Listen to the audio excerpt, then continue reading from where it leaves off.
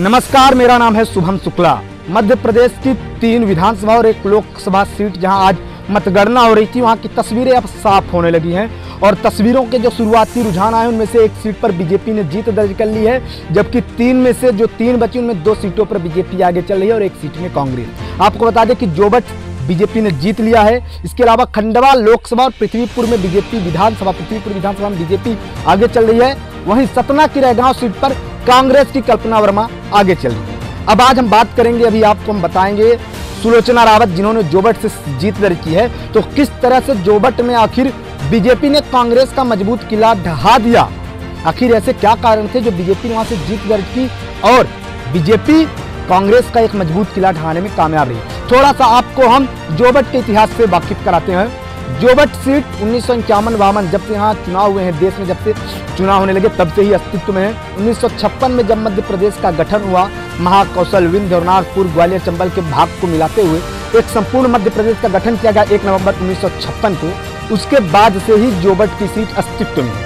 1956 के बाद से यहाँ तक अब तक कुल 14 बार विधानसभा के चुनाव हुए। 14 में 13 बार कांग्रेस ने जीत दर्ज की थी, जबकि मात्र 2 बार बीजेपी और 1 बार सोशलिस्ट पार्टी ने यहाँ से जीत दर्ज की थी। तो अपने आप में यह बताने के लिए आंकड़े काफी है, बताने के लिए यह सीट कांग्रेस का कितना मजबूत किला था, कांग्रेस का कितना मजबूत गढ़ था, यह आंकड़ा काफी है बताने के लिए। अब बताते हैं कि सुलोचना वर्तमान स्थिति में आते हैं कि सुलोचना रावत कैसे बीजेपी में आई, क्या कारण था, कांग्रेस की वो कितनी दिग्गज नेत्री रही। तो आपको बता दें कि जोबट की सीट से सुलोचना रावत के ससुर 25 साल तक विधायक रहे। 25 वर्ष ये यहाँ से विधायक रहे, जिसके बाद सुलोचना रावत भी 3 बार विधायक रहीं, तो दिग्विजय सरकार में राज्य मंत्री रहीं।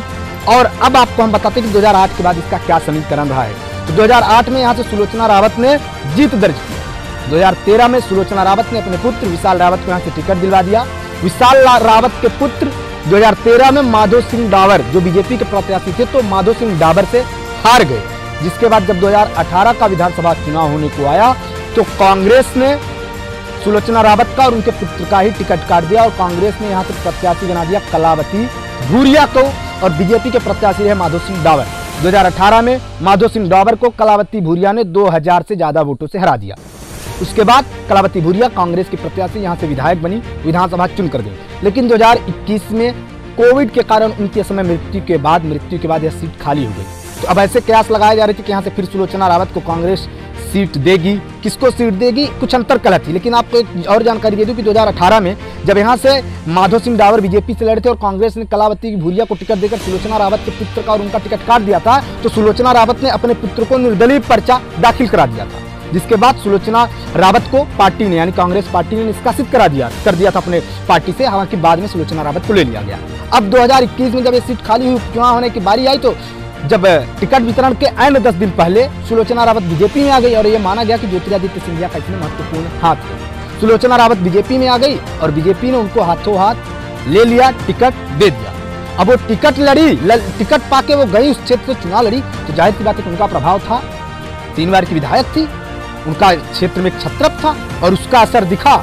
उन्होंने कांग्रेस के वर्तमान प्रत्याशी महेश पटेल को 6000 से ज्यादा वोटों से परास्त कर दिया है, हरा दिया है और कांग्रेस के सबसे मजबूत किले को, सबसे मजबूत गढ़ को ढहा दिया है। और अब बीजेपी यहाँ से आंकड़े भी परिवर्तन करने में कामयाब हो गई है। यानी अब कुल 15 बार 1956 के बाद चुनाव हो चुके हैं, अब जिनमें आंकड़ा ये हो जाएगा कि 11 बार कांग्रेस, 3 बार बीजेपी, तो 1 बार सोशलिस्ट पार्टी।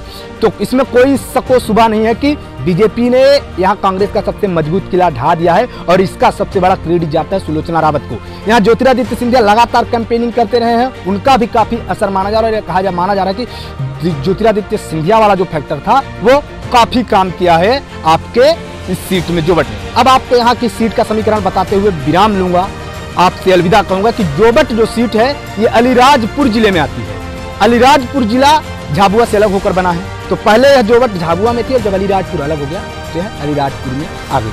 अब इसके अगले वीडियो में मैं आपको विंध्य की वो महत्वपूर्ण सीट के बारे में बताऊंगा, रैगांव, जो बीजेपी का गढ़ था और वहां कांग्रेस बीजेपी का किला, सबसे मजबूत गढ़ ढहा चुकी है, लगभग ढहा देने वाली है। तब तक के लिए शुक्रिया, धन्यवाद।